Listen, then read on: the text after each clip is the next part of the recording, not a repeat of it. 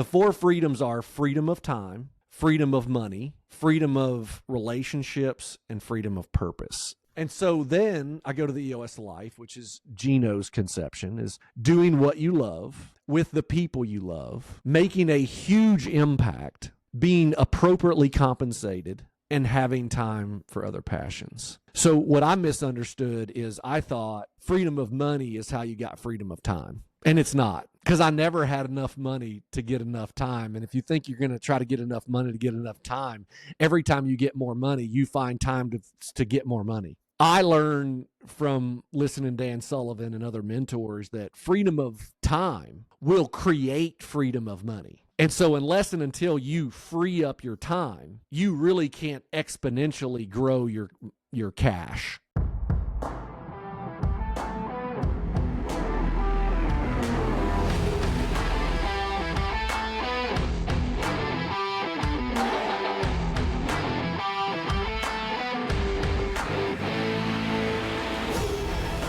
What's up, everybody? Welcome back to another episode of the Big Hitters Podcast. I'm joined by Barrett, who's a friend of mine from Rise Up Kings. He also does EOS implementation, and he works with tons of business owners to help them set up systems and run their business more efficiently. And I'm excited to dive into it here today with him because he's going to have a unique vantage point of having seen hundreds of businesses, thousands of businesses probably at this point. Barry, tell us how you kind of stumbled into what you're doing now. Yeah, it's good. So we, it started years ago. We started an automotive repair shop in Lexington, Kentucky, which is where I'm from, thus the Southern drawl. And starting that business, I could sell. I'm a sales guy from way back. Zig Ziglar, Tom Hopkins, Brian Tracy, Jim Rohn, those types of people are my heroes. And my brother Mike, who is also in Rise Up Kings, we started an automotive repair shop called Auto Excel. It's our family business. And so that was it'll be 16 years ago in April. And we thought we would be able to do well because I knew how to sell. He knew how to fix cars. And we did. We sold a lot. We fixed a lot of cars, but we did not know how to keep money. We had no idea where it was going. We had too much month at the end of the bills, and we were broke behind on our dreams and our bills. And we were both making great money before we opened the business. So it proves that both of our wives love us. And we just did two things. Number one, we found a peer group of automotive repair shops called a 20 group. And I took a class called Guerrilla Shop Management, which was taught by my now mentor, Dan Gilly. He's been my mentor in many parts of my life. I thought it was just business in the beginning, but he also taught me how to be a better husband, a better father, a better child of God, and all those things. And so about 40 times I'm like, oh, that's why we're not doing well. And so from there, we found the Entrepreneur Operating System, a book called Traction. I bought it for $8.99 at Half Price Books, started implementing those two things. And then now we wake up, it's a self-managing company. My nephew works there. I've got brothers that work there. My mother works there and other employees, and we're just running business. So from there, I started a sales training business, specifically with automotive repair people, with Dan Gilly, who I started at $10.99, and he was my only client. So from there, I started teaching people and getting clients from other industries, and then I left Dan. His company, not him, right? He's still in my life.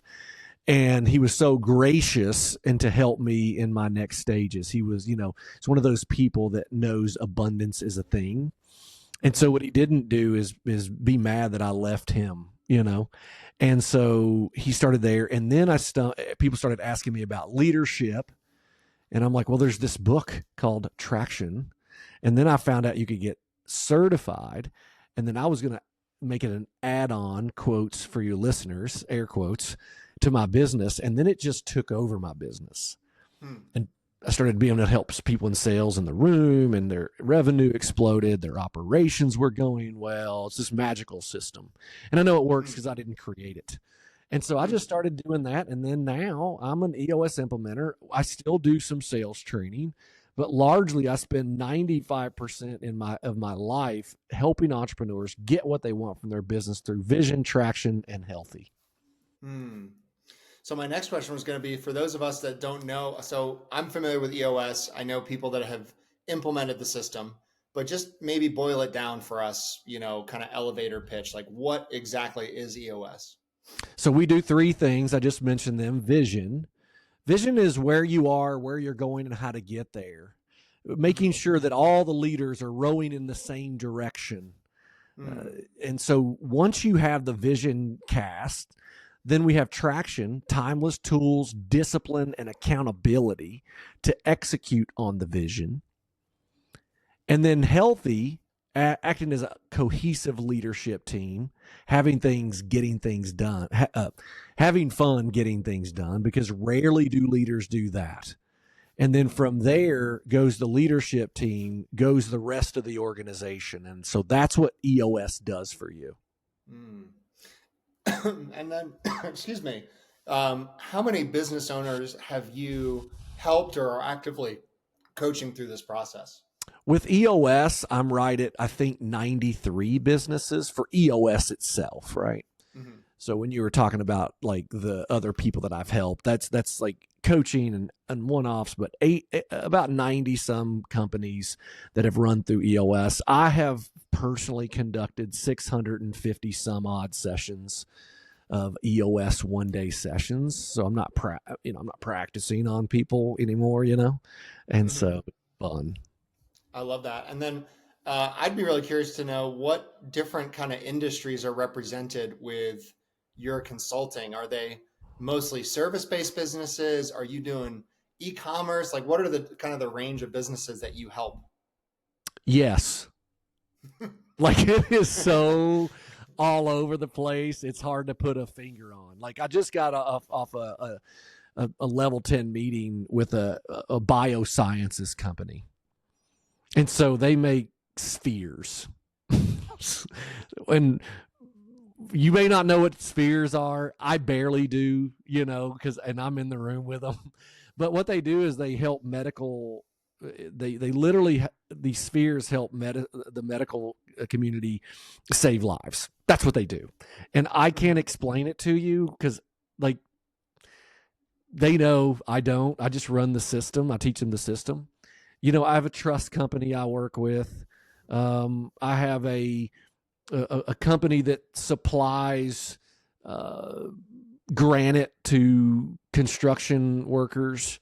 I have, all over the place. Oh, IT businesses. We have construction. I mean, it's all over the place. Landscape. I'll be with a dealership next week.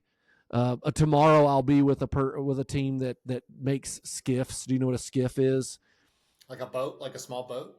No, that is a skiff. You're right, but it is. I was in the Marine Corps, and so I worked in the G2, and that is the intel portion of the Marines. And the skiff is a secret compartmented information facility. And so I worked in one, and I had a secret compartment information, top secret security clearance. Now, before I sound cooler than I am, I mean, it's cool, but it's not that cool, right? I did know who Osama bin Laden was before most people did, because I was in there in 1993, 4, 5. I'm sorry, why did I say that? 95, 96, 97, 98. Went back, not 93. That had something else on my mind. But I did know that because those are the things that came across your table, all right, as a young 19, 20, 21-year-old. And so I didn't, I knew what the information meant, but not like my superiors did. Does that make sense? Yeah, totally. Do you have a favorite industry to work with? I mean, is it just? I have favorite teams. I like to work with. It's not an industry that I care about. We are a people business. Like it's EOS really is. It helps you manage human energy. And so my favorite teams are people who are willing to be open, willing to be honest, willing to be transparent. They're not in the beginning, but they're like, they want it. They just don't know how to do it. My favorite teams care more about the people who work for them than they do themselves. My favorite teams want to collaborate and not dominate. So those are my favorite teams. I don't care what industry you're in. I just care that you're that. That's good. Okay, let's talk about AI for a second. How do you feel like it's affecting either your business or some of the industries that you help consult on? So it's affecting businesses at ways they don't even understand right now. For number one, just because you don't know or choose to believe or choose to incorporate AI into your company doesn't mean it's not impacting you. It is actually impacting you. And ignorance is not bliss. Ignorance is the feeling of bliss because you just don't know, and you like it's if a big wave is coming at you and it's going to crash and hit you, the ignorance of that big wave is not bliss because as soon as it hits you, it wipes you out and could kill you. That's AI. And so what I do personally is I put AI or Chat GPT on the issues list for my teams. And at a minimum, I put it in their what we call the 3-year picture. And I say, okay, we're looking out 3 years from now. What might be true for you to be leveraging AI or protecting against AI in your company? Because if you're not thinking out of it at least the next 3 years, you're really going to be in trouble in my experience so far. And then what they do with that is some of them choose to put it on their 1-year plan. They say, okay, in the next 12 months, we're going to do this with AI. We're going to either connect with an AI-driven company that understands it. We're going to research and develop it. We're going to whatever that might be, right? And most people aren't research and develop AI. They're research and incorporate AI, right? Yeah. The development of AI is very niche-y, I think. And then so once people put it on their 1-year plan, then of course we can set quarterly 90-day rocks around it and say, okay, this quarter, what are we going to do to move forward with that? And so that's more what I'm helping people with in regards to AI with, is just like having them figure out what that means for them. Because they're so busy, just to add on that, they're so busy worried about their current business that it's hard for them to look out for their future business. Yeah, totally. Yeah. Barry, one thing that I've noticed talking to a lot of business owners is there seem to be these like glass ceilings in business, just like these break points that people have a hard time. For contractors, I feel like it's 3 million, 10 million, and like 30 million. Yeah. For coaches, I think it's like around 3 to 5 million. Home builders, like I just noticed that there's these break points. What have you seen in terms of success stories or strategies for people to kind of get past those break points in business? Yeah, and I like that you used revenue because it's easy to count. Yeah. But the reason that people are hitting the ceiling in revenue is because they're hitting ceilings in what we call the 6 key components of EOS. Okay, I'm going to give you the 6. We have vision, which is where you are, where you're going, and how to get there. We have people, where we have the right people in the right seat. Right people share your core values, and they GWC, they get, want, and have the capacity to do their job well. We have data. Facts don't care about your feelings, and vice versa. It's math, not magic, I say. And then over here we have issues. And so the number one issue that people face is a lack of issues. Issues are not just problems, they're topics, right? They're just conversation, they're ideas. And so we have an issues. And then over here we have process. Process creates freedom. It creates consistency, scalability, profitability, all the abilities. And then we have traction, which is, rocks and meetings. And most people's meetings are terrible, right? But we have rocks. These are 90-day strategic priorities to achieve your dreams of your goals in your 3 years. And so going back to you hit the ceiling, on it's usually one of those, it's those 6 key components. And in the beginning, it's usually people and process. 80% of your problems are usually people and process. And so I start with process, because how do you hold people to account of something that does not exist? And so if you don't have documented processes that are simplified, trained, and followed by all, you can't really understand if you have great people. And so once we have processes documented, systemized, simplified, trained, and really followed by all, right? Then we look at the people and we say, okay, I say check marks and question marks. A check mark is someone who comes into your business and they hockey stick the numbers up and to the right because of who they are, right? What do they bring to the table? Now, a question mark isn't a C player. C players aren't question marks. They show up late, they leave early, and they steal from you while they're there in the form of time. You can just fire those people, right? They're not question marks.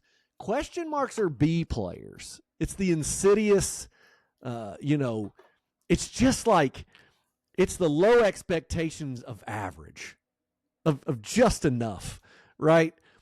And they show up on time, they leave on time, and they work hard enough that you don't fire them and you pay them just enough that they don't quit. And it's like the old nail, they're so farmer. A insurance salesman came up to this farmer, and there was a dog next to the farmer, and he was yelling. He was yelping and like moaning. And the insurance salesman says, "Well, why's your dog moaning?" And the farmer says, "Well, he's sitting on a nail." And the insurance salesman says, "Well, why don't he just get off the nail?" And the farmer said, "Well, I guess it just don't hurt bad enough." And that's a B player. And so they just don't hurt bad enough to get them out of your company. And I'm telling you, once you have your processes documented, it's easier and better to hire 5 people, pay them like they're 8 people, and then work them like they're 10 people. And so you'll get more with right people and right process in the beginning, especially more than you will anything. Because there's people, when you hit these ceilings at whatever millions you're talking about, 1, 5, 3, 10, it doesn't matter, 50. The reason you can't break through it is the people that you have aren't what Ben Hardy calls super who's. Like they're who's, like they're people, but they're not super who's. People who come in, the sales guy who comes in and he just knows everybody and he makes a few phone calls and he sells millions, or she. Yeah. The ops guy that comes in and they go, wait a minute, this is inefficiency. And they could just fix the inefficiency seemingly overnight. And then they start executing on the sales.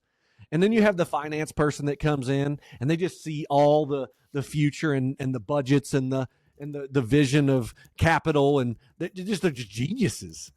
Well, Those are super who's, man. And if you had all those people on your team, you just wouldn't hit the ceiling.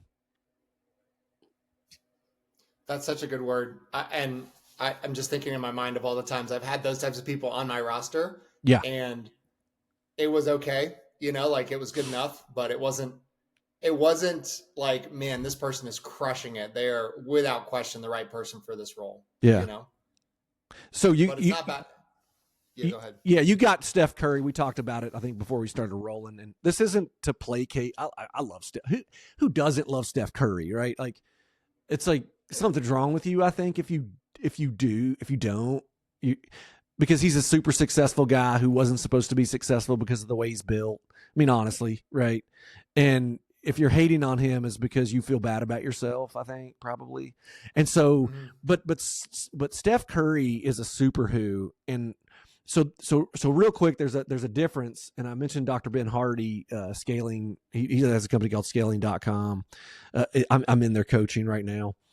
And Steph Curry is a super, he's a superstar, not an all-star. Yeah. So a superstar like can work with other superstars, and they also make everybody around them better. Yep. And I think LeBron, like, I ain't gonna crap on LeBron, but I don't think he's a superstar. I think he's an all-star. I think physically and I think Michael Jordan's the best. Just don't. So let's not you Gen Xers go I crazy. agree I'm with Gen that. X. Yeah. Michael Jordan is the best in my mind. We can debate, it's fine. But LeBron has more physical gifts, and Yep. he's the best basketball player of all time. Like physically, the way he plays. I mean, I don't know, 6'8", Like 2 Michael Phelps in something, swimming. He's just like perfect for bro. basketball. Right. Yeah. Thank you for that.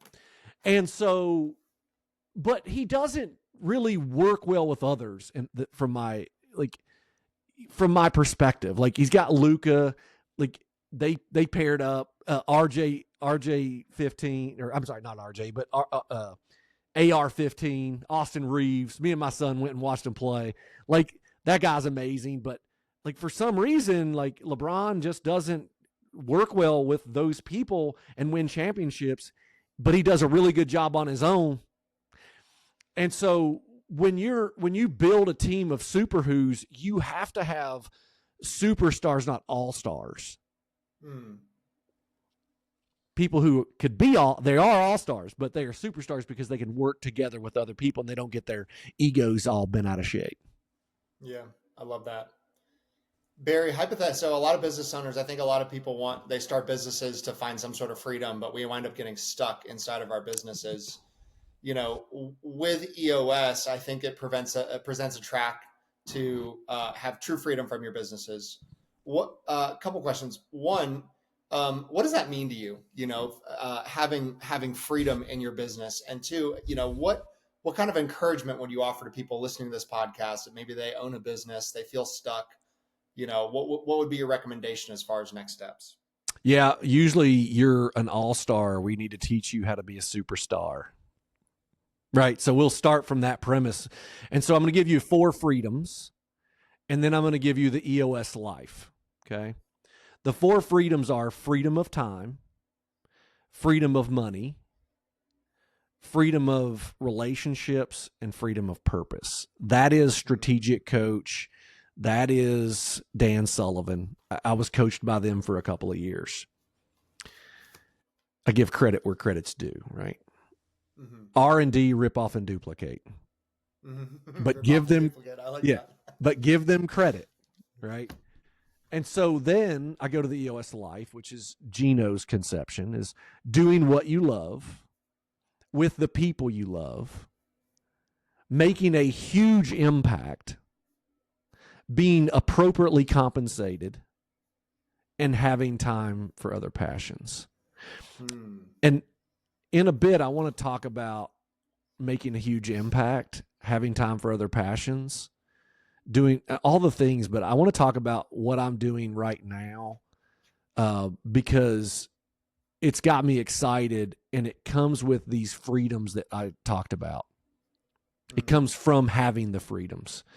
So what I misunderstood is I thought freedom of money is how you got freedom of time. And it's not. Because I never had enough money to get enough time. And if you think you're going to try to get enough money to get enough time, every time you get more money, you find time to get more money. Right? Yeah. I learned from listening to Dan Sullivan and other mentors that freedom of time will create freedom of money. And so unless and until you free up your time, you really can't exponentially grow your cash, because you can be good at certain things. Usually a founder is really good at doing something and or good at selling. And they have to be at least good at selling, or they wouldn't be able to sell what they do. Yeah. So those are the 2 things that they're good at. They're usually excellent at. Most founders are excellent doers. And then they become competent at selling. Rarely do you people that are excellent at selling that become competent at doing. Some people can be excellent at both, right? There's all the different things. So when you get to the point where you are freeing up your time, you have to, like, that's delegation of things you don't want to do, and people who do it better than you. Then you get more money, and then you have freedom of relationships. You get to hire who you want to. And so when you're feeling stuck, I'll use Dan Sullivan and Ben Hardy at the same time. It's who, not how. So there's a book called Who, Not How that if you read it will change your mind if you are thinking, So I stopped asking myself how to do something. I asked myself who does that, and then I pay them. And then I got rid of all the low hanging fruit. Do not do $25 an hour work, Gino says. And so I stopped doing $25 an hour work. Like, I'm not in my email at all. And so we have, first my wife started, and I'm lucky to be married to my super who, one of them. Like, literally. She just runs the business, and it works great. So then she hired an assistant that is an assistant for her and me. I never even meet with that assistant, ever. I might spend, I only go to my email when they tell me to. So I will go to my email, like this morning I went there because there was a lead and I needed to get the cell phone number. And so, but they told me to do that, right? I didn't go in there and look and say, hey, what's in here? Who cares? Those super who's will take care of you.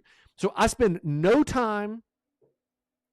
I did this with you. Like, we text and I said, hey man, will you email me? Because if you text me, what'd I say?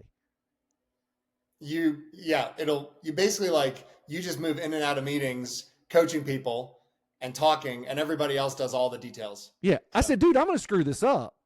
And then I'm going to get in trouble is what I told you. And you go, I don't want to get you in trouble. And that's real. Like, I will get in big trouble if I do that. Like, they will show up to a meeting and be like, hey, I don't know who you think you are, but you need to stay out of the email and you need to stop and your schedule. Well, I own the business. They go, well, who do you think you are? Right. I love that. Yeah. It's accountability. That's so good. My life was changed by Rise Up Kings, my experience there. And one of the things that God said to me so clearly was create freedom for business owners. And immediately the way I took that was, well, my girls in the Philippines kick butt for me. Since 2018, I've been hiring executive assistants to the Philippines, the best admins I've ever had. And all of the fancy, and we do AI automations as well. So I feel like I have a pretty good idea of what's possible with AI. And I do not care what comes out. There is nothing like having someone like Heather blocking and tackling for you. She's in my email. She's putting out fires for me. No matter what AI tool comes out, I still think every business owner needs a Heather. And I'm amazed, especially in the blue collar space, how few people have something like that. They might have an office assistant, but it's not the same, right? The amount of stuff that they take off my plate better than most of the Americans I found it's unbelievable. So that's awesome. I'm tracking with you. I love Good for you. So, it's most people don't know how to do it. They don't know. So I hire smart people to tell you what to do. Strong people tell you what to do. You have to do it. So as soon as my wife hired her super who, I started including her in the revenue of our company because she's so good at leading people. I started and then teaching Colby and also a Working Genius, these tests that tell people how they work best. And so I started, as soon as she hired somebody to take all that stuff off of her plate, I started selling her services to other people because I'm the salesperson who's really good at selling that learned how to do something, Yeah. So that's good. It's good. I love that. Yeah. If people want to learn more about who you are and what you do, where can they go? You can go to Instagram or the LinkedIn. My name is Barry Barrett. It's very easy. There's not too many of us out there. You can type in Barry Barrett, EOS implementer, or whatever. If you just type in Barry Barrett, you're going to find me. It's fine. But, all the platforms, that's the other thing that I would say is I've delegated. I don't get on social media. I don't spend, the only one I'll go into LinkedIn every once in a while when I'm told to, because there's people in there trying to talk to me and I have to respond to that. But most of the time I don't. They know what to respond. So those are the places. If you send a message to me, you'll get me. And I think we're trying to grow that part. I know we are, but it's not my part to do it. And so I just talk to people like this. But yeah, that's how to get a hold of me. Well, Barry, thanks so much for coming on the show. Don't go anywhere because I want to keep talking, but thanks for coming on the podcast. You bet, Andrew. Thank you so much.